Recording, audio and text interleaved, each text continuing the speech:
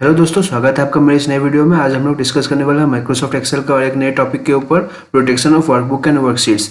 यानी कि हम माइक्रोसॉफ्ट एक्सेल में वर्कबुक वर्कशीट्स को कैसे प्रोटेक्ट करें। तो दोस्तों, सबसे पहले हम लोग बात करते हैं कि इसकी रिक्वायरमेंट क्या है, कि हम लोग क्यों अपने वर्कबुक या वर्कशीट्स को प्रोटेक्ट करें। तो दोस्तों, आप कई बार ऐसा होता है कि जो हमारे पास जो डेटा होता है वो बहुत सेंसिटिव होता है।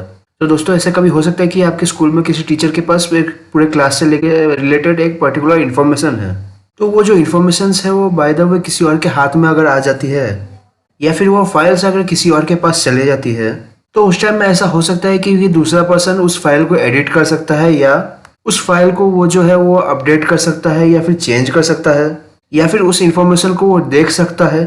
कुल मिला के उस इन्फॉर्मेशन को कोई नहीं चेंज कर सके या फिर देख सके, तो उसके लिए हम लोग क्या कर सकते हैं कि अपने डेटा को प्रोटेक्ट कर सकते हैं।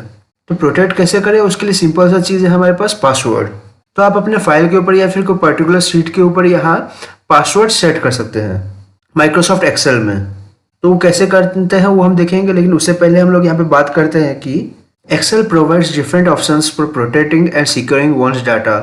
एक्सेल प्रोवाइड्स डिफरेंट ऑप्शंस, यानी कि आपको डिफरेंट ऑप्शंस प्रोवाइड करता है for protecting and securing one's data. And now we are going to look at the two most commonly used ones, namely protecting one's worksheet and protecting one's workbook. तो आप जो है या तो अपने worksheet को प्रोटेक्ट कर सकते हैं या फिर अपने वर्कबुक को प्रोटेक्ट कर सकते हैं, जिससे कि कोई भी पर्सन हमारे डेटा को यहाँ पे चेंज नहीं कर सकता है, या फिर किसी दूसरे पर्सन से हम अपने डेटा को प्रोटेक्ट कर सकें। तो दोस्तों, इसमें हम लोग दो टॉपिक्स को डिस्कस करने वाले हैं। पहला है अपने पास प्रोटेक्टिंग वर्कशीट्स।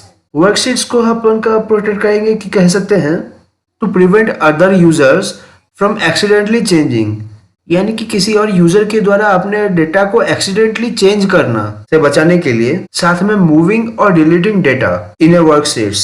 तो मैं चाहता हूं कि जब कोई और दूसरा यूजर मेरे वर्कशीट के अंदर कोई चेंजेस नहीं कर सके, तो उसके लिए मैं यहाँ पे क्या कर सकता हूँ कि अपने वर्कशीट्स को प्रोटेक्ट कर सकता हूँ। You can lock the cells on your Excel worksheet and then protect the sheet with a password। तो यानी कि आप यहाँ पे अपने पर्टिकुलर सेल्स को या फिर पर्टिकुलर शीट्स को पासवर्ड के साथ प्रोटेक्ट भी कर सकते हैं, जिसको मैं अभी प्रैक्टिकली आपको थोड़ी देर में बताने वाला हूँ। ऐसे ही दोस्तों, नेक्स्ट जो है वो है प्रोटेक्टिंग ए वर्कबुक, यानी कि आप वर्कबुक को भी प्रोटेक्ट कर सकते हैं। उसकी क्या रिक्वायरमेंट है? It means that users can not view hidden sheets, add, move, delete, hide और रीनेम वर्कशीट्स। तो दोस्तों, अगर आपने यहाँ पे अपने वर्कबुक को प्रोटेक्ट करके रखा है, तो आप कोई दूसरा यूजर जो है वो आपकी कोई हिडन फाइल्स है या फिर कोई हिडन शीट्स है, उसको व्यू नहीं कर पाएगा, यानी देख नहीं पाएगा, उसमें नई वर्कशीट्स ऐड नहीं कर पाएगा, डिलीट नहीं कर पाएगा, और आपने अपने वर्कशीट्स को जो ऑर्डर में अरेंज करके रखा है उसको कोई यहाँ वहाँ मूव नहीं कर पाएगा, और उस चीज को नहीं कोई हाइड कर पाएगा और रीनेम कर पाएगा। तो अब मैं इस टॉपिक को आपको प्रैक्टिकली दिखाता हूँ। तो दोस्तों, इसके लिए मैं यहाँ पे स्टार्ट कर लेता हूँ अपना एक्सेल।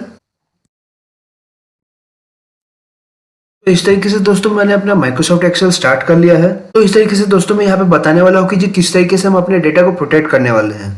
तो दोस्तों, आगे बढ़ने से पहले मैं थोड़ा इसे जूम इन कर लेता हूँ ताकि आपको देखने में सुविधा होगी। तो सपोज देख लीजिए दोस्तों, मेरे पास यहाँ पे कुछ इन्फॉर्मेशन है, जैसे कि सपोज ले लीजिए मेरे पास रोल नंबर है, और यहाँ पे मेरे पास स्टूडेंट्स का नेम है, और यहाँ पर सपोज मेरे पास हिंदी के मार्क्स है।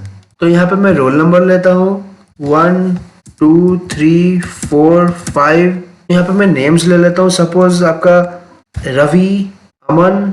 इसी तरीके से दोस्तों मैं यहाँ पे लिख देता हूँ राहुल, मैं यहाँ पे लास्ट में लिख देता हूँ नाम, यहाँ पर रोहित।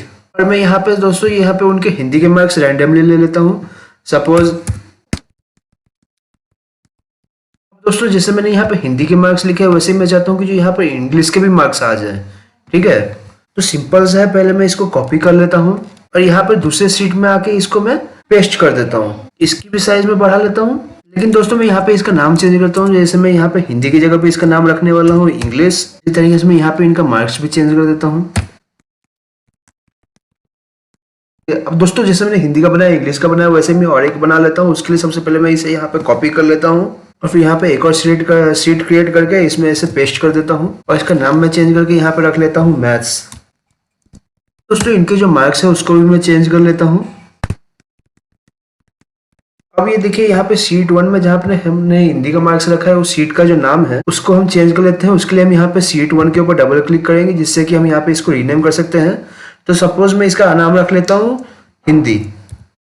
उसी तरीके से मैं इसके ऊपर डबल क्लिक करके इसका नाम चेंज कर देता हूँ इंग्लिश। और इसका कर देता हूँ मैथ्स। तो दोस्तों यहाँ पे हमने अपने सारे जो सीट्स के नाम चेंज करके हिंदी, इंग्लिश और मैथ्स यहाँ पे रख लिया है। तो अब मैं यहाँ पे चाहूँ तो अपने पूरे इस वर्कबुक या वर्कशीट को प्रोटेक्ट कर सकता हूँ। तो उसके लिए दोस्तों मुझे क्या करना पड़ेगा कि जो सबसे पहले इस फाइल को एक बार सेव करना पड़ेगा। तो दोस्तों आप इसको किसी भी नाम से सेव कर सकते हैं, जैसे कि सपोज मैं इसका नाम लिख देता हूँ कि मार्क्स। मैंने सिंपल से इसका नाम मार्क्स लिख के सेव कर दिया। तो दोस्तों आप देखिए क्या करना है कि जो मुझे इसको प्रोटेक्ट करना है, तो इसके लिए मैं सबसे पहले यहाँ पे रिव्यू में आऊंगा। यहाँ पे रिव्यू टैब में आपको दो ऑप्शंस दिख रहे हैं, हालांकि और भी है। यहाँ पे आपको ऑप्शंस में दिख रहा है आपको प्रोटेक्ट शीट और दूसरा है प्रोटेक्ट वर्कबुक। तो दोस्तों मैं यहाँ पे सबसे पहला काम कर देता हूँ कि यहाँ पे कर देता हूँ प्रोटेक्ट वर्कबुक। तो आप ऑब्जर्व कीजिएगा जैसे ही मैंने यहाँ पे किया प्रोटेक्ट वर्कबुक, तो यहाँ पे वो आपसे बोल रहे हैं कि जो आपको वर्कबुक किस चीज के लिए प्रोटेक्ट करना है। तो हम यहाँ पे स्ट्रक्चर के लिए रखेंगे। अब यहाँ पे आपसे एक पासवर्ड पूछा जा रहा है, तो इसका मैं सिंपल यहाँ पे एक पासवर्ड सेट कर देता हूँ। हम यहाँ पे एक रैंडमली कोई भी पासवर्ड ले लेते हैं। सपोज हम ले लेते हैं 1 2 3 4 5 6 7 8। एक बार जब मुझे इसको अनप्रोटेक्ट करना होगा या फिर इसे यूज या एडिट करना होगा, तो मुझे यही सेम पासवर्ड उसे डालना पड़ेगा। तो एक बार मैं यहाँ पे ओके कर दूंगा तो वो आपको री एंटर करके पासवर्ड कंफर्म करने के लिए पूछेगा। तो मैं फिर से वही लिख दूंगा 1 2 3 4 5 6 7 8। अब इसको मैं क्या कर दूंगा कि ओके कर दूंगा। तो आप देखेंगे और दोस्तों अगर आप ऑब्जर्व करेंगे तो ये आपकी प्रोटेक्ट हो चुकी है। अब मैं यहाँ पे अगर दूसरा वर्कशीट ऐड करना चाहूँ तो यहाँ पे मैं नहीं कर सकता हूँ, क्योंकि इसका नाम मैं चेंज कर दूँ। तो देखिए आप यहाँ पे इसे चेंज नहीं कर सकते। यहाँ पे आ रहा है workbook is protected and can not be change. तो दोस्तों इसी तरीके से सपोज देख लीजिए यहाँ पे ये जो वर्कशीट है इसको मैं डिलीट करना चाह रहा हूँ। तो देखिए यहाँ पे अब डिलीट का ऑप्शन नहीं आ रहा है। तो इसका मतलब ये है कि जो यहाँ पे ये जो आपका वर्कबुक है ये आपने प्रोटेक्ट कर रखी है। तो अगर आप इसको अनप्रोटेक्ट करना चाहते हैं तो आप सिंपली आप यहाँ पे वापस से टैप करेंगे। इसे टैप करके यहाँ पे आपने जो पासवर्ड रखा था वो पासवर्ड डाल देंगे। देखिए यहाँ पे हमने पासवर्ड डाल दिया है और ओके पे क्लिक कर देते हैं। देखिए दोस्तों मुझे और एक वर्कशीट ऐड करना है तो मैं यहाँ पे ऐड कर सकता हूँ। यहाँ पे देखिए शीट 6 इसका नाम है। तो सपोज इसका नाम मैं यहाँ पे SST रख देता हूँ।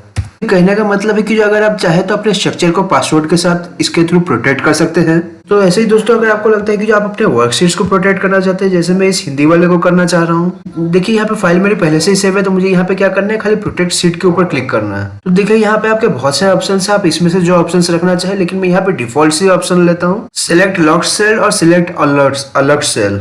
और यहाँ पे मैं पासवर्ड रख लेता हूँ 1 2 3 4 और फिर ओके कर देता हूँ। और फिर री एंटर पासवर्ड में फिर से 1 2 3 4 डाल देता हूँ और ओके क्लिक कर देता हूँ। तो दोस्तों देखिए इस तरीके से यहाँ पे हमारी जो हिंदी की सीट है उसे हमने प्रोटेक्ट कर दी है। तो दोस्तों सपोज मैं यहाँ पे एंट्री करना चाह रहा हूँ कि सपोज मैं यहाँ पे कुछ नाम या कुछ वैल्यूज और एंट्री करना चाहता हूँ। तो यहाँ पे देखिए आपके सामने साफ साफ लिख के आ जाता है the cell or chart you are trying to change is on a protected sheet. To make a change unprotect the sheet you might be requested to enter a password. यानी कि इस सीट में हमें कुछ भी डेटा अभी enter करने के लिए सबसे पहले हमें जाके यहाँ से अपने सीट को अनप्रोटेक्ट करना पड़ेगा। अब यहाँ पे देखिए ये सीट को मैंने प्रोटेक्ट किया, तो इस सीट को छोड़ के जैसे मैं कोई और सीट में कुछ भी चेंजेस करना चाहूँ तो कर सकता हूँ। यहाँ पे देख लीजिए फॉर एग्जांपल यहाँ पे। तो दोस्तों हमने पहले यहाँ पे पूरे वर्कबुक को प्रोटेक्ट किया था, अभी हमने यहाँ पे इस वर्कशीट को प्रोटेक्ट किया है। तो दोस्तों हम पासवर्ड की मदद से अपने वर्कशीट या वर्कबुक को कैसे प्रोटेक्ट कर सकते हैं या फिर दोनों को एक साथ कैसे प्रोटेक्ट कर सकते हैं, वो हमने आज के वीडियो में सीखा।